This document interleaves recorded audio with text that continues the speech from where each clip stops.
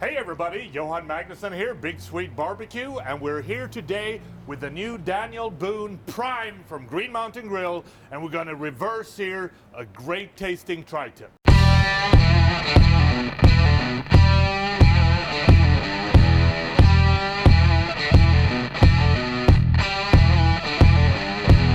So the first thing that we did with this beautiful Prime tri-tip is that we marinated it for about 2 days. We had about a half a cup of olive oil, quarter cup of balsamic vinegar. We had a whole onion, 3 tablespoons of garlic. We had 1 tablespoon of garlic powder, 1 tablespoon of onion powder. We had a 1/4 teaspoon of chili and a 1/4 teaspoon of red pepper flakes. And we let that sit in a Ziploc bag covered for about 3 days. A little pro tip when it comes to cooking tri-tip is that you always want to cut against the grain. And with a tri-tip, the grain actually goes in 2 different directions. So what I like to do is just to make a little incision here, and that helps me knowing where to slice it as we move forward. So what we have to do now is we want to put a good seasoning on it. And we're going to use the base rub, will be the Badass Texas Boost, and it's salt, pepper, garlic, so it gives it a good foundation. And then to give it some heat, some color, and some sweetness, we're gonna use the Badass Beef Boost from Big Swede BBQ as well. We're gonna smoke this first on the Daniel Boone Prime at 235 on an elevated rack.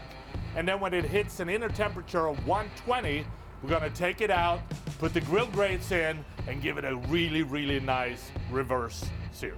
So it's been about an hour and a half. The tri-tip is sitting perfectly at 120 Fahrenheit. So it's time to remove the rack. It's time to put the tri-tip in the aluminum pan. Cover it with a little bit of aluminum foil while we're cranking up the Daniel Boone to 550 degrees, and we're gonna insert the Grillgrates. The extra 50 degrees that you get out of the new Daniel Boone Prime is going to make a huge difference when it comes to caramelizing that tri-tip and really get all the flavors out of it. The Daniel Boone Prime is now sitting at 550. We've been letting it sit there for a while just to make sure that those Grillgrates are heated up. So it's time to take this beautiful Prime tri-tip, move it over, and put it on the grill. Oh. Can you believe it's searing like a beast?